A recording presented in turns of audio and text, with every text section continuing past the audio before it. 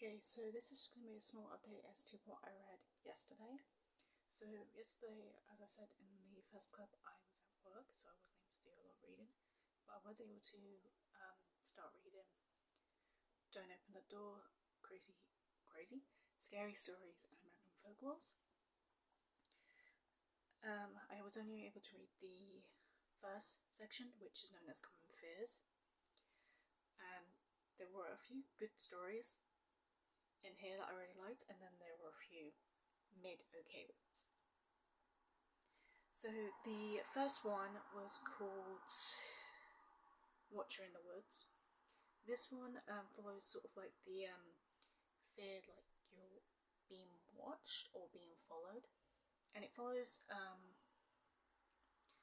character who is late for work, so he has to go through this shortcut through the woods. But as he goes through the shortcuts, it starts to get darker and darker, and he keeps feeling like someone is watching him but also following him.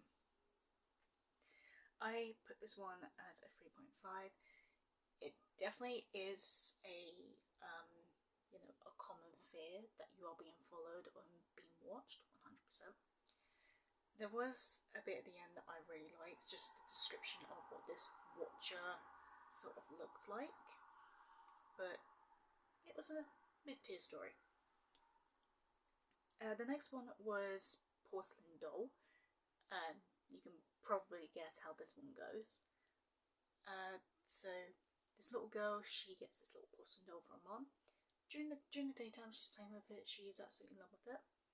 But as it starts to get towards night time, she starts to get this uneasy feeling about the doll. So it apparently seems like the eyes are watching her. So she goes and puts the doll away.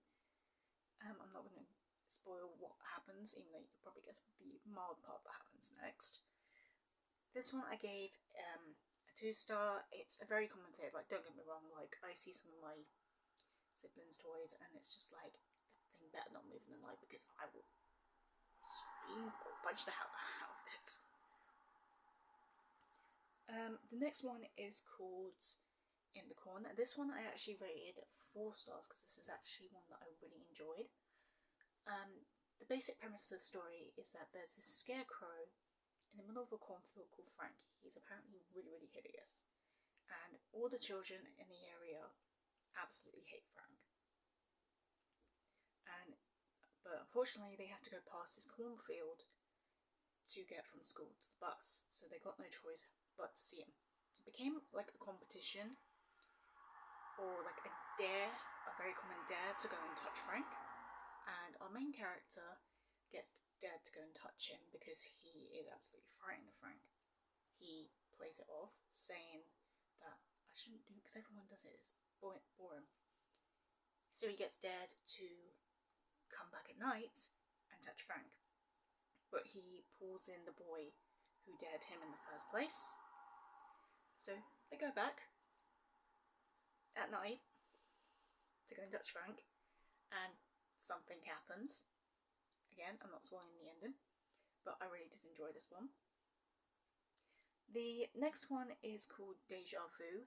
This one I also gave 2 stars. Like, don't get me wrong, the actual premise would be quite scary. Like you start off with this girl having a nightmare about this dingy old house. She gets very weird feelings about it. Wakes up, goes to school, nothing out of the ordinary. Until she gets invited along with some of the cool kids, and they take a detour, which brings them to a very familiar house. You getting deja vu yet? Again, I'm not spoiling the ending of that, so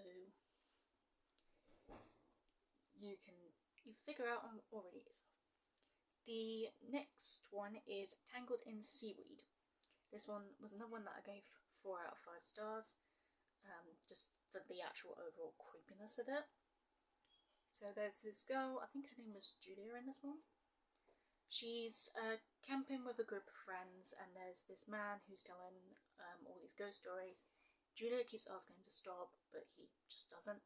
So he then switches up the ante and starts telling a true story about a recent serial killer who was caught by the police. He apparently had been killing people in these very woods, but when he was caught, they couldn't find the bodies. And those bodies apparently still haven't been found. Julia again tells him to stop, goes right to bed, and then we skip to the next day and they go swimming. Try and guess what happens with the title name and that with the fact that they went swimming. So yeah, this one was quite creepy in and of itself. There was like no supernatural element. It was just like pure real life terror, and it's just like crap. So then the final one is called The Shadow Man. This was another one I gave 4 out of 5 stars. This is the one thing to know about me. I like all things creepy, but the main thing that I will draw the line at is shadow people. They terrified the hell out of me. The idea of just like waking up and seeing this dark shadow, or just like looking and there's this like dark shadow walking across, that terrified me. Like, don't get me wrong, poltergeists are deadly. Like, they can scratch you, they can do whatever.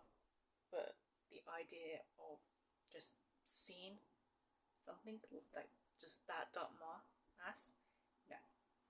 So in this story, basically, there's this old house that has a legend about a shadow man who, at night, comes creaking up the basement stairs and then rattles the basement door. Now, they don't exactly know what happens to you if the shadow man actually catches you. But essentially, this old man buys the house, and he basically, says, "I don't believe in ghosts. I don't believe in ghosts." Until he spends his first night there, and he starts hearing creaking up the basement stairs. He said, "I don't believe in ghosts," so he goes to open the door just to double check it's not like a squatter or whatever. Opens the door and it's pitch black down there, but you can still see the shape of a man in the darkness. He is apparently blacker than the darkness. Yeah. This story was just creepy, but it was a good story to end the night on, because I read the last three stories after work, right before I went to bed. Yeah, that was just a bundle of fun. So yeah, that was my reading for yesterday. I just wanted to basically explain what I was able to read yesterday, just because it technically did start yesterday, so I had to talk about what I did read. So I am planning on reading the next part of this book today. Maybe I'll finish it today because it's actually quite a quick book, and all the stories are like only like a couple of pages each, like 3 to 5 at most. So we'll see. I'll see you in my next update, guys.